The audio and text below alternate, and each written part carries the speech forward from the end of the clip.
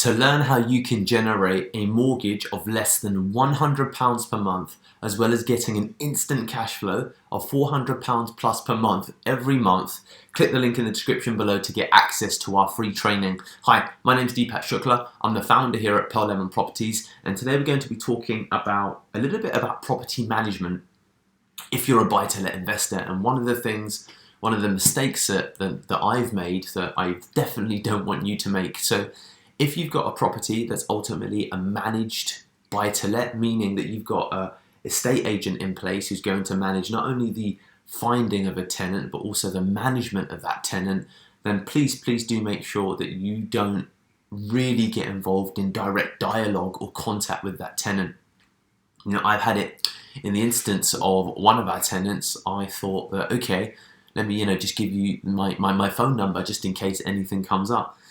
What tends to happen is that because, of course, you're the landlord and not the managing agent, the tenant ends up directly messaging you, especially with WhatsApp these days, and it becomes really challenging to obviously not answer those messages because you feel obliged, because you care, you want the service to be good, but also you've got an agent to do that work. So to avoid confusion, allow the agent to manage the tenant. And don't get in the middle of those two, because it just lands you into trouble because of then your poor service, you having to say, well, it's not, could you please contact the managing agent, and to just create a little bit of, I don't want to say bad blood, but a little bit of animosity. And I think that, moving forward, I definitely will allow the managing agent to do their work and let them manage a tenant. And I encourage you to do the same when you're considering that relationship, because as tempting as it is, if you get told by your agent, Deepak, we found this tenant, we found a potential tenant, their name's George, working professional, this, that, looks like it'll be really good, fantastic. Allow the managing agent to do their job that you're giving them a higher percentage for, that you're giving them maybe 11% instead of 8% or 10% or whatever it might be. I need to actually check my contracts to remind myself, but that is not your role. It is the role of the agent, especially, of course, well, definitely if you set up a role where the agent is managing.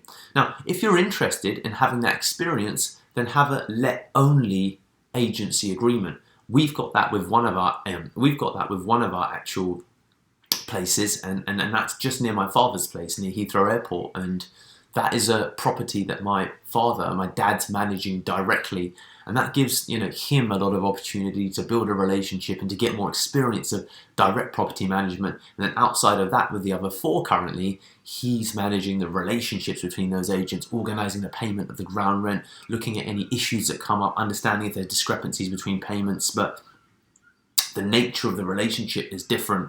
He's doing all of those things with the local property, but he's also managing the actual tenant. So really think about, again, what kind of investor that you want to be, and do just ensure that if you are going to set up a managed agreement, let the estate agent do their job. Don't do it for them or attempt to do it for them and then do a bloody bad job like I did. So that's today's training. And once again, if you want to find out how you can get a mortgage for less than £100 per month whilst achieving a rental income of over £410 per month, then click the link in the description below to get access to our free training, and catch you in the next video.